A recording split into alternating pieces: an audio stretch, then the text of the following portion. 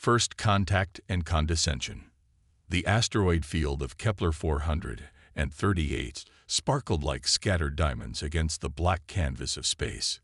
Here, among the floating rocks rich with rare minerals, the human deep space mining vessel Iron Resolve worked tirelessly.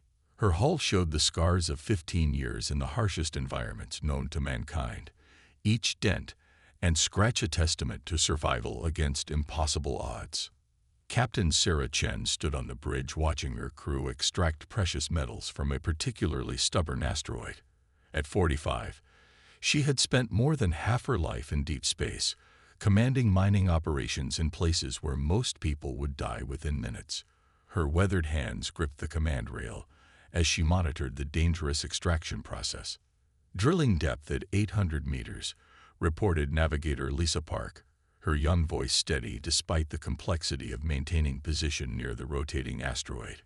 Mineral density readings are off the charts, Captain. This could be our biggest haul this quarter. Sarah nodded, but her attention shifted to the proximity sensors displaying an unusual reading. Lisa, are you picking up that signature on long-range sensors? Before Lisa could respond, Chief Engineer Marcus Torres' voice crackled over the communication system from the engine room. Captain, we're getting some kind of exotic energy signature approaching our position. It's unlike anything I've seen in 20 years of deep space work. The bridge fell silent as all eyes turned to the main display screen. Emerging from the depths of space came a vessel that defied every principle of human engineering. The ship appeared to be constructed from living crystal, its surface shifting between colors like an oil slick on water. It moved with fluid grace, seemingly unaffected by the gravitational forces that made navigation through the asteroid field so treacherous. Unknown vessel, this is Captain Sarah Chen of the mining ship Iron Resolve. Sarah transmitted on standard communication frequencies.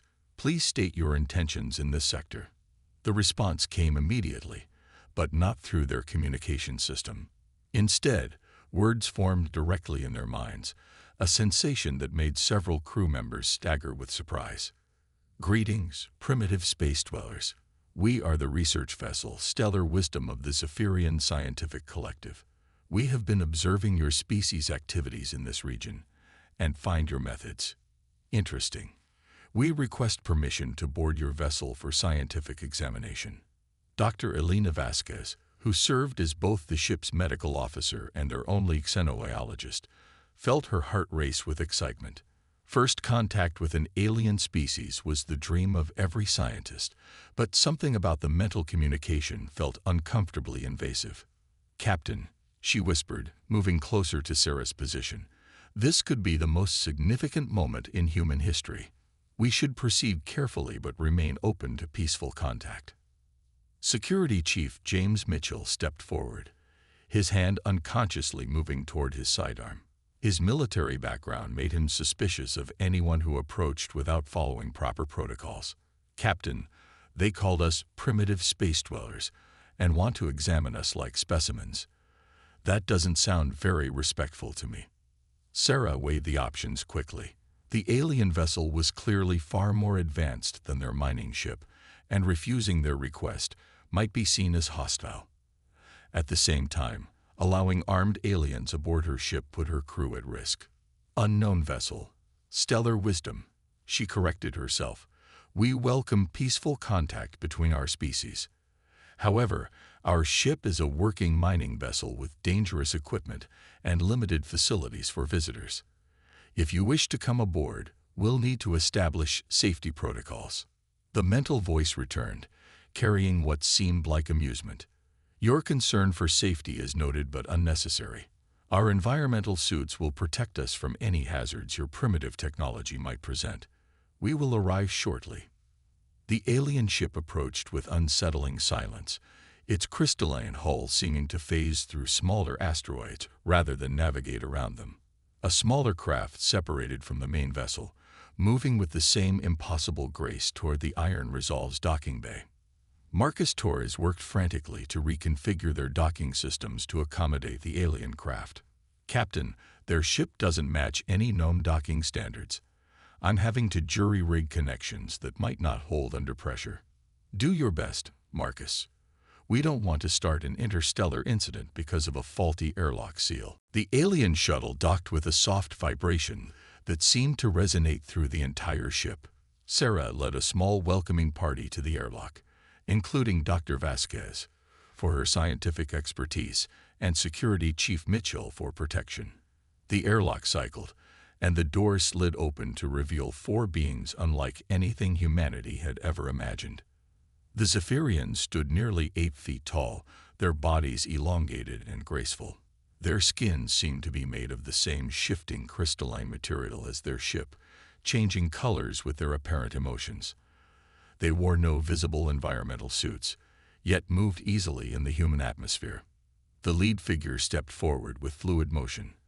I am Research Director Vextar of the Stellar Wisdom. These are my colleagues, Biologist Cathana, Engineer Zalmov, and Cultural Analyst Quindar. We are here to study your species and your methods of survival. Sarah extended her hand in the traditional human greeting, but Vextar simply stared at the gesture with what appeared to be confusion. I am Captain Sarah Chen. Welcome aboard the Iron Resolve. This is Dr. Elena Vasquez, our medical officer and scientist, and Security Chief James Mitchell. Vextar's crystalline features shifted to what might have been a smile. Fascinating. Your species still engages in primitive physical contact rituals. We shall document this behavior for our research. Dr. Vasquez felt her excitement dim slightly at the condescending tone, but she maintained her professional composure. We're honored to make contact with your civilization. Perhaps we could arrange an exchange of scientific knowledge. An exchange implies equality, replied Cathana. The biologist, her voice carrying obvious disdain.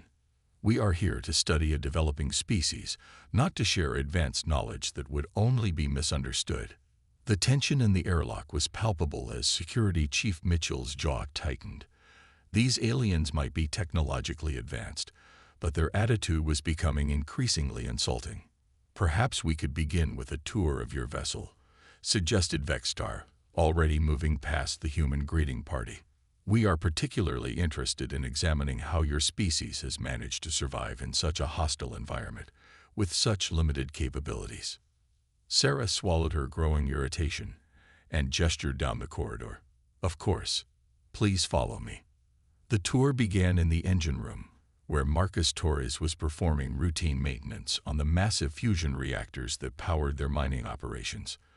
The Zephyrians clustered around the machinery, their scanning devices humming with alien energy. Remarkable, muttered Engineer Zalmov, running his scanner along the reactor housing. They're using controlled fusion reactions contained within crude metal structures. No elegance, no efficiency, just raw brute force application of primitive physics. Marcus looked up from his work, his face flushed with anger. Those crude metal structures have kept this ship running for 15 years in environments that would tear your pretty crystal ship apart. Every component is designed to be repaired with basic tools in emergency conditions. Yes, agreed Zalmoth with obvious condescension. We can see that your technology is designed for constant failure and repair. Very inefficient compared to our self-maintaining quantum matrices. The group moved to the mining bay, where enormous drilling equipment and processing machinery filled the cavernous space. Crew members worked with practiced efficiency, maintaining and preparing equipment for the next asteroid extraction.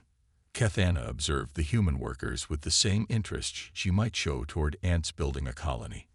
Notice how they used physical labor to operate their machinery.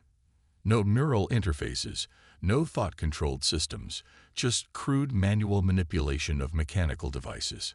It's called hands-on experience, growled Chief Mitchell, his patience wearing thin. These people can tear down and rebuild this equipment in zero gravity, in the dark, with nothing but basic tools. Your fancy neural interfaces won't help when systems fail and lives are on the line. Cultural analyst Quindar was busy recording everything with his scanning device, fascinating aggressive responses to perceived challenges. This species appears to have evolved from predatory stock, explaining their tendency toward violence and territorial behavior. Dr. Vasquez stepped forward, trying to maintain diplomatic relations despite the mounting insults. Actually, human behavior is quite complex. We've developed sophisticated social structures and cooperative mechanisms that allow us to work together under extreme stress. Primitive pack behavior, dismissed Quindar. Useful for survival, but hardly sophisticated by galactic standards. The tour continued to the medical bay, where Dr. Vasquez proudly showed off their trauma care facilities. The bay was equipped to handle everything from mining accidents to decompression injuries, with surgical equipment designed to function even if the ship was under attack or experiencing system failures. "These surgical instruments are still mechanical," observed Kethana with obvious disgust. "You actually cut into flesh with metal blades rather than using cellular manipulation fields. How barbarically primitive." "Those metal blades have saved countless lives," Alina replied, her scientific curiosity now completely replaced by anger. "When someone is bleeding out from a mining accident, you don't have time for delicate cellular manipulation. You need tools that work fast and work reliably." The Zephyrians spent considerable time examining the ship's life support systems, which were designed with multiple redundancies and manual backup controls. To them, the complexity seemed unnecessary and inefficient. 7 separate atmospheric processing systems, marveled Vexstar, reviewing his scanner readings. "Why maintain such excessive redundancy?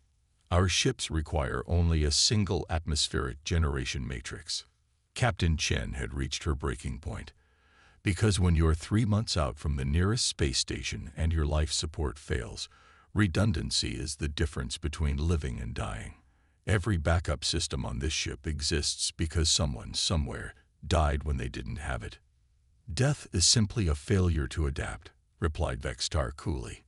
"Advanced species like ourselves have evolved beyond such crude survival necessities." The final stop on the tour was the ship's recreational area, a modest space where the crew could relax during their off hours. The Zephyrians seemed particularly puzzled by the exercise equipment and entertainment systems. "They dedicate significant space to non-productive activities," noted Quindar, scanning a treadmill with obvious confusion. "This equipment serves no functional purpose in mining operations." Navigator Lisa Park, who had been quietly listening to the aliens' commentary, finally spoke up. "That equipment keeps us sane during 6-month deployments in deep space. Mental health is just as important as physical survival, something you might understand if you spent any time actually living in the environments you study." As the tour concluded, the Zephyrians gathered in the corridor to discuss their findings among themselves, speaking in their mental communication method while the humans watched in frustrated silence. "Specimen analysis complete," announced Vexstar finally. "This species demonstrates typical characteristics of early spacefaring civilizations: crude technology, inefficient resource utilization, and excessive focus on survival rather than advancement. They may have potential for development given several millennia of guidance." Captain Chen stepped forward, her diplomatic patience completely exhausted. "Let me make something clear to you, Research Director. We didn't ask for your guidance, and we certainly don't need your condescending analysis of our capabilities. Humans have survived and thrived in environments that would challenge any species, using exactly the kind of practical, reliable technology you dismiss as primitive." "Your emotional response is noted," replied Vexstar with what seemed like amusement. "However, emotions cannot change the objective reality of technological disparity between our species." Dr. Vasquez made one final attempt at scientific diplomacy. "Perhaps if we could examine your technology as well, we might better understand the differences in our approaches to." She was interrupted by the sudden wailing of emergency sirens throughout the ship. The lights dimmed as the Iron Resolve's sensors detected something that made every human aboard freeze with terror. "Captain." Lisa Park's voice crackled over the communication system from the bridge. "Long-range sensors are detecting a massive gravitational anomaly approaching our position. It's unlike anything in our databases, and it's moving fast." The Zephyrians looked around with confusion as the human crew immediately shifted into emergency protocols. The condescending aliens who had spent hours critiquing human preparedness were about to discover why that preparedness existed. Captain Chen's voice boomed over the ship's communication system. All personnel to emergency stations. This is not a drill. Secure all equipment and prepare for possible evacuation procedures. As alarms continued to sound and the crew moved with practiced efficiency, Research Director Vexstar's crystalline features showed the first signs of genuine concern. The primitive humans whose technology they had dismissed were suddenly moving with a purpose and coordination that suggested their survival systems might be more sophisticated than the Zephyrians had realized. The real test was about to begin, and the advanced aliens were about to learn why humanity's primitive approach to survival had carried them to the stars. When hell breaks loose, the gravitational anomaly appeared on the Iron Resolve's sensors like a wound in space itself. What had started as a small distortion was rapidly expanding, creating ripples in space-time that threatened to tear apart anything caught in its path. Captain Sarah Chen raced to the bridge while emergency sirens continued their haunting wail throughout the ship. "Report," she commanded as she reached her command station. Navigator Lisa Park's hands flew across her control panel, her young face pale with concentration. "Captain, the anomaly is expanding at an exponential rate. Current projections show it will reach our position in approximately 18 minutes. The gravitational shear forces will destroy both our ship and the Zephyrian vessel." Chief Engineer Marcus Torres' voice crackled over the communication system from the engine room. "Captain, I'm reading massive electromagnetic interference from that thing. It's playing havoc with our navigation systems and threatening to overload our power grid." On the main display screen, the anomaly appeared as a swirling vortex of distorted space, consuming asteroids and debris like a hungry beast. The sight sent chills down the spine of every human who looked at it, but their years of experience in hostile environments had prepared them for exactly this kind of emergency. Research Director Vexstar and his team stood in the corridor outside the bridge, their crystalline features showing confusion and what might have been fear. The confident aliens who had spent hours dismissing human technology were suddenly faced with a crisis that their advanced science apparently hadn't anticipated. "What is the nature of this phenomenon?"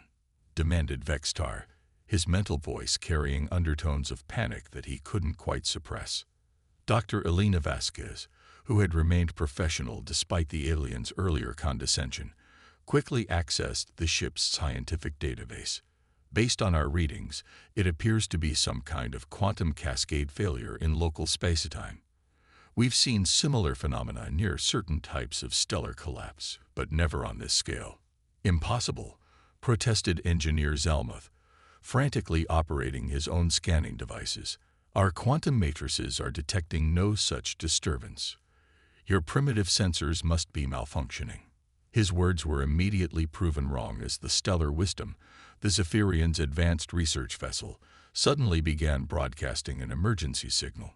The crystalline ship, which had moved through space with such elegant grace, was now tumbling helplessly as the expanding anomaly's gravitational forces overwhelmed its sophisticated control systems.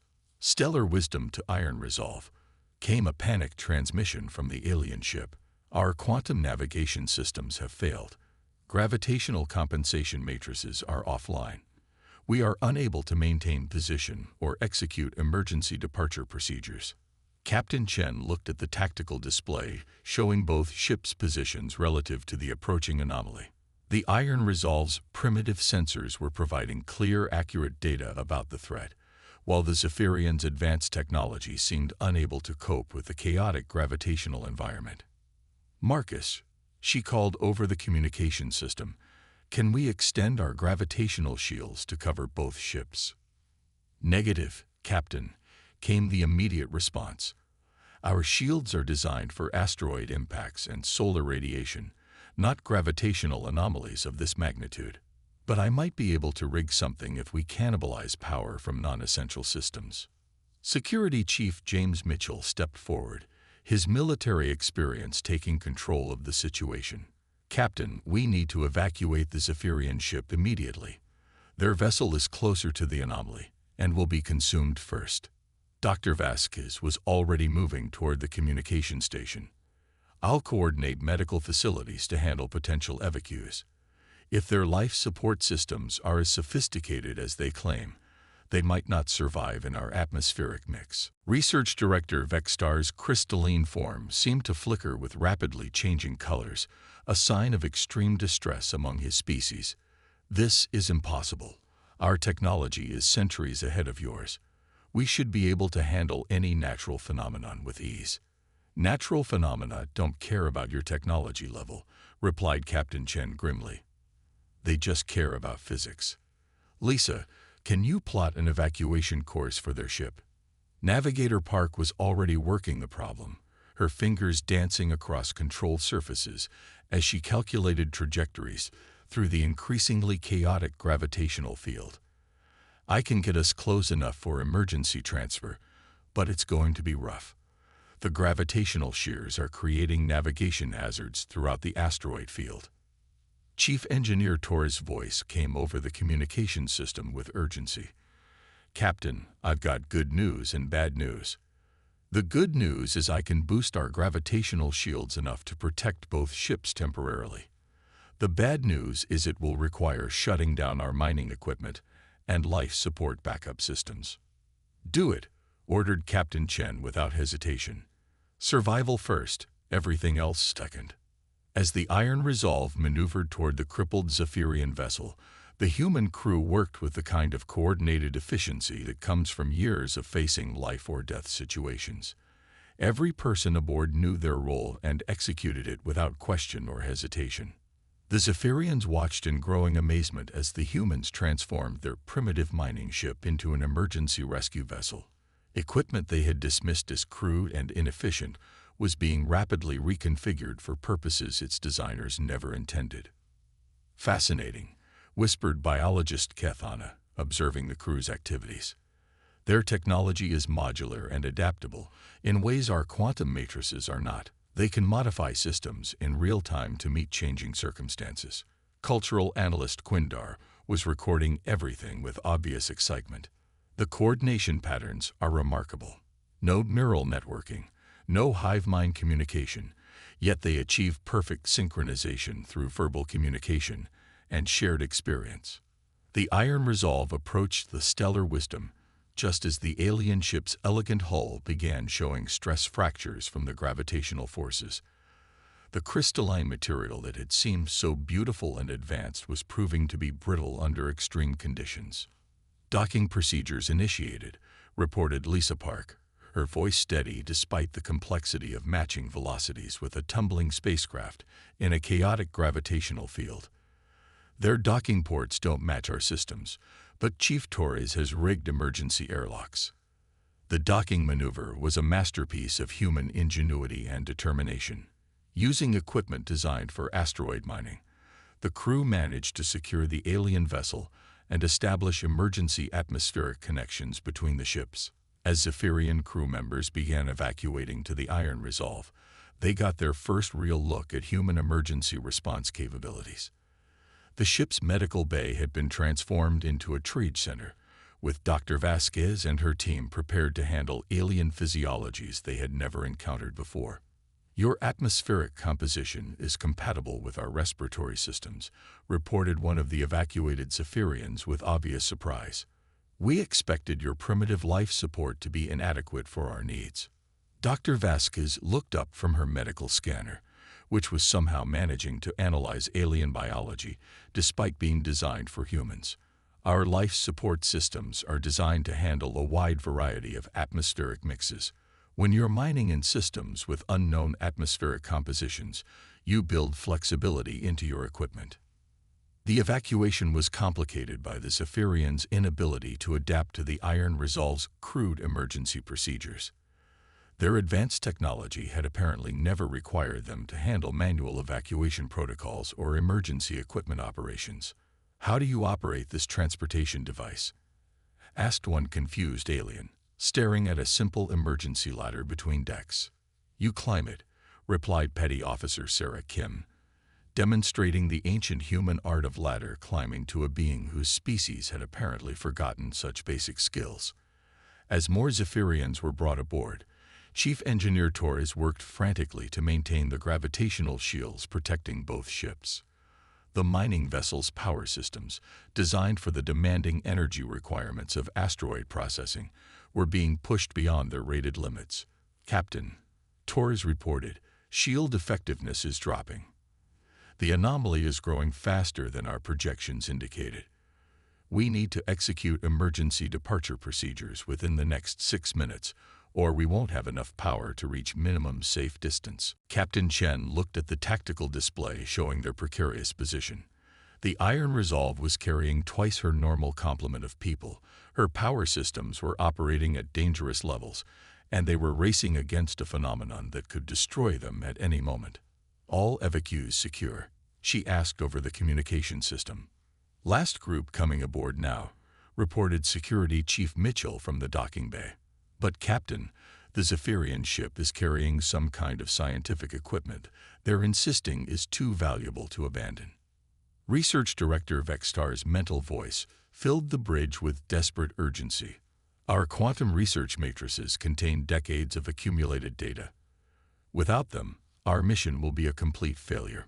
Captain Chen made the kind of split-second decision that separated experienced commanders from textbook leaders. "Mitchell, take a volunteer team and help them retrieve what they can carry. You have 4 minutes." "Captain," protested Dr. Vasquez, "that's an unnecessary risk. Equipment can be replaced. Lives cannot."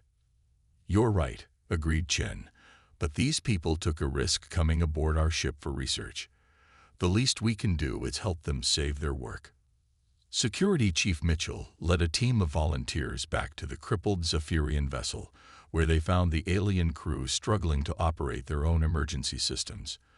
The sophisticated quantum matrices that controlled everything on their ship required delicate shutdown procedures that were impossible to execute under current conditions. "Your emergency protocols are overly complex," observed Mitchell as he watched the aliens attempt to safely extract their research data. "In a real emergency, you need systems that can be operated quickly and simply." "Simplicity leads to inefficiency," replied Engineer Zelmuth, though his tone was less condescending than before. "Complexity leads to failure," countered Mitchell, producing a manual cutting tool and beginning to remove data storage units the hard way. "Sometimes the best solution is the one that works when everything else falls apart."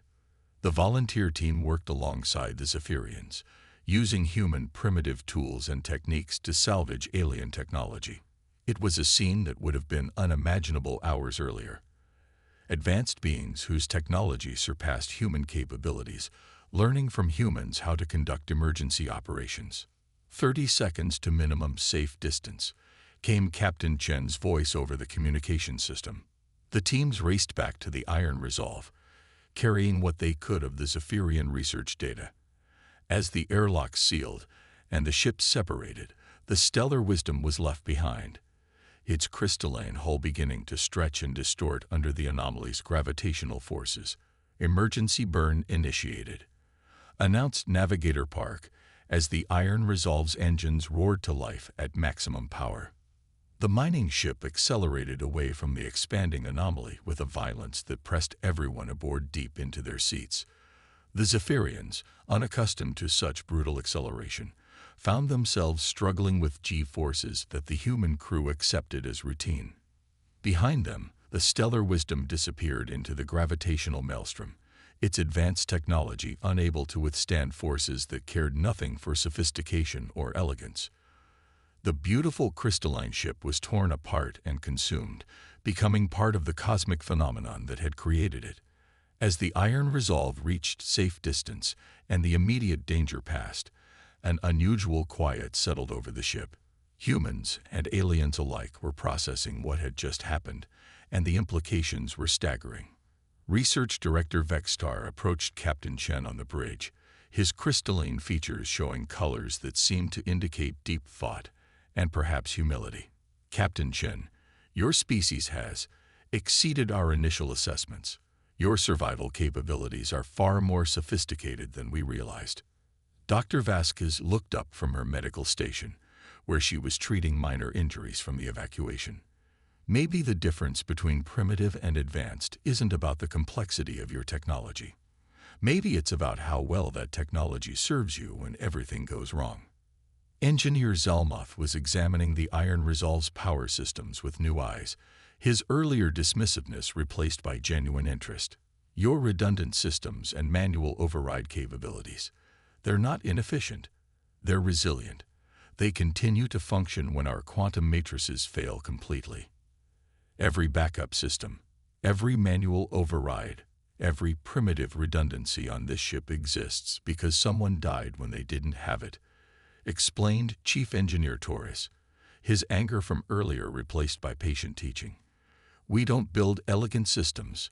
We build systems that work when the universe is trying to kill us. Cultural analyst Quindar was still recording, but his observations had changed dramatically. The human approach to survival is not primitive pack behavior. It's a sophisticated adaptation to hostile environments that requires both individual competence and group coordination. Captain Chen looked around at her bridge, now crowded with alien refugees whose advanced civilization had just been humbled by the raw forces of nature. The universe doesn't care how sophisticated your technology is. It doesn't care about your scientific theories or your cultural achievements. It only cares about one thing. Can you survive when everything goes wrong? Biologist Keth Anna approached Dr. Vasquez with obvious respect. We came here to study what we thought was a primitive species. Instead, we discovered that survival itself is a form of advanced science. Your medicine, your engineering, your social structures, they're all adapted for thriving in conditions that would destroy our civilization. As the Iron Resolve continued its journey away from the consumed anomaly, carrying its mixed crew of humans and aliens, both species began to understand that advancement wasn't about having the most sophisticated technology. True advancement was about developing the wisdom, skills, and cooperation necessary to survive and thrive in a universe that was beautiful, dangerous, and utterly indifferent to the fate of any species. The Zephyrians had come to study primitive humans and had instead learned the most important lesson their advanced civilization had forgotten. That survival, properly understood, was the highest form of intelligence. Research Director Vextar's final log entry would read, "Initial assessment of human technological primitiveness was fundamentally flawed. This species has achieved something our civilization lost millennia ago, the ability to thrive in hostile environments. Through practical wisdom, adaptive technology, and cooperative behavior. They are not primitive. They are survivors. And perhaps they are our teachers."